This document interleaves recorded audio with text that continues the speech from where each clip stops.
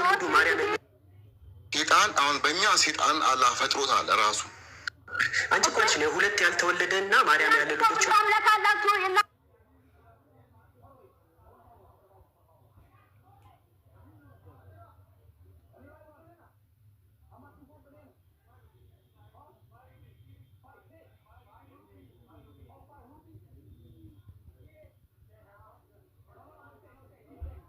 ክርስቶስ እንቆይ ነው።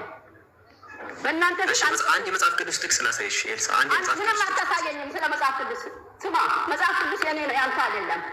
ምንም አገባ ልጠይቅሽ፣ መጽሐፍ ቅዱስ ላይ ገብቼ ልጠይቅሽ ስለማላውቅ እኔ ልጠይቅሽ። አስተምሬ ራስህን አንድ ላሳይሽ። አስተምሬ ራስህን አንድ ብቻ ላሳይሽ። ምንም አታሳየኝም። ለኢየሱስ ዙፋን የሰጠው ማን ነው?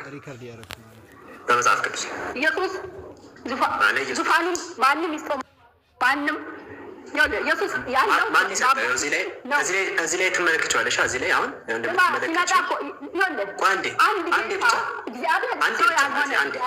ኤልሳ አንዴ አምላክ ያለው ለእግዚአብሔር ስማ፣ አምላክ ያለው ለእግዚአብሔር ና ውጣ ብሎ የበሰበሰን የሶስት ቀን ሬሳ ከሞተበት አልዓዛርን አያነሳውም። ኢየሱስን እኮ እንዳይበሰብስ እኮ አምላክ ያስነሳዋል እንደ ኤልሳ ኢየሱስ እንዳይበሰብስ አምላክ አይደል ያስነሳው? እንዳይበሰብስ አስነሳው አምላክ ነው ያስነሳው። ስለዚህ ባያስነሳው ምን ነበር? ይበሰብስ ነበር። አልዓዛር ተነስ ብሎ ነው ያስነሳው። አልዓዛር ተነስ። ኢየሱስንስ ማን ያስነሳው? ራሱ በገዛ ኃይሉ። እሺ አምላክ እንዳስነሳው ነሳሽ? እሱ ፈጣሪ አምላክ እንዳስነሳው ነሳሽ? ማንም አላስነሳውም።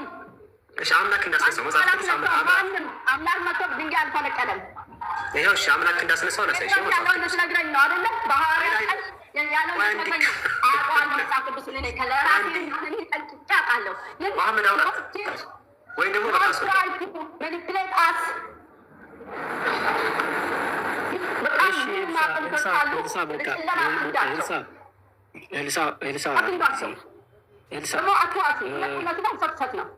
ኤልሳ ክርስቶስ እንደዚህ አላደረገም። ክርስቶስ እንደዚህ አልሆነ። ለምን ተዋሻላችሁ? ከቀደም ጀምሬ ሰማችኋል። ኦኬ አይ ቲንክ ኤልሳ ምናልባት ስሜታዊ የሆንሽ ነው። እኔ ለማውራትም ከበደኝ።